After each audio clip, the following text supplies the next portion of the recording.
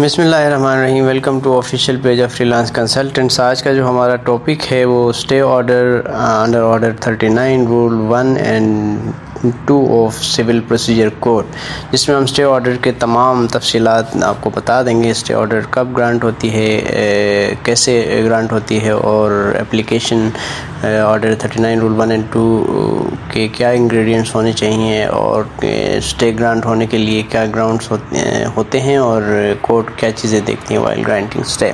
Actually अभी start करते हैं स्टे से कि stay is actually an order of court जो कि टेम्परेरी सस्पेंड करती है लीगल प्रोसीडिंग्स या ऑपरेशन ऑफ ए जजमेंट और ऑर्डर, और ये स्टेटस को मेंटेन करती है of the legal case to avoid an irreparable loss that may be caused to the parties if the stay is not granted। तो ये order 39 rule 1 and 2 के तहत अप्लाई की जाती है और कोर्ट सिचुएशन देख के ग्रांट करती है। Order 39 rule 1 and 2 rule 1 deals करता है टेम्परेरी इंजंक्शंस, जिसमें कोर्ट इंजंक्शन इशू करती है to restrain parties from doing certain acts, और जो रूल 2 है वो ब्रीच ऑफ इंजंक्शंस के हवाले से डिस्कस करता है और कंसिक्वेंसेस के हवाले से कि जब डिसओबे होती है इंजंक्शन तो उसकी क्या कंसिक्वेंसेस हैं और क्या एक्शंस हैं इन्फोर्समेंट के, वो रूल 2 में डील होते हैं।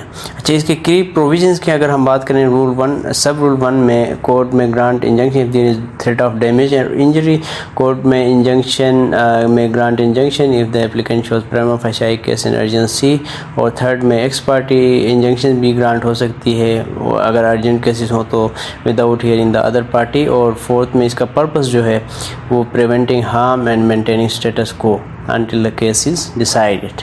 तो जिस तरह मैंने पहले बताया कि इसकी वो है कि prevention of harm and loss. जो प्रोविज़न ऑर्डर 39 रूल 2 की है वो ब्रीच ऑफ इंजंक्शन के हवाले से हैं कि अगर इंजंक्शन वायलेट होती है तो कंटेम्प्ट ऑफ कोर्ट अप्लाई होगा, द पार्टी में भी liable for contempt of court, और इसकी पेनल्टीज़ होती हैं, फाइन्स और इम्प्रिजनमेंट भी हो सकती हैं। तो बाकी इन्फोर्समेंट के हवाले से ये है कि कोर्ट में take action against the party in breach to enforce the order. तो बाकी इसका क्राइटेरिया जो है स्टे ग्रांट करने के लिए वो नंबर 1 में प्राइमा फेशियाई है और इरिपेरेबल लॉस है और बैलेंस ऑफ इनकन्वीनियंस है, और फोर्थ में एडिक्वेट रेमेडी है कि प्राइमा फेशियाई में applicant must show that there is legitimate case to be tried, or irreparable loss means the applicant must demonstrate that they will suffer irreparable loss, and balance of inconvenience must determine that the balance of inconvenience favors to grant the injunction and there is no any alternate efficacious remedy available other than granting the injunction। And types of stay order, one is temporary injunction, the second is perpetual, and third is interim। Temporary injunction is a stay order that order to preserve the status quo temporarily, while perpetual injunction is the permanent order to restrain party from certain actions until final decision of the court। And the interim stay is a temporary order that is granted until hearing of the case। So procedure for filing an application for stay order is that first you file the petition, then notices are issued to the parties, and then court considers the request of the parties, they hear both the parties, and after hearing both the parties, the court either may grant the stay or reject the stay based on the arguments, based on the grounds that have been taken in the application। So the cases where the stay orders can be issued, number 1 dispute involving properties to prevent transfer and destruction of property। इसमें जो है ना dispute, ऐसी dispute जिसमें property involve हो वो उसमें stay grant होगी। And injunction against contracts to prevent any breach of contract, ये भी ग्रांट हो सकती है। फिर प्रोटेक्शन ऑफ राइट्स, तो protection of rights of the parties until courts give a final decision. तो इन सिचुएशंस में जो है स्टे ग्रांट होगी।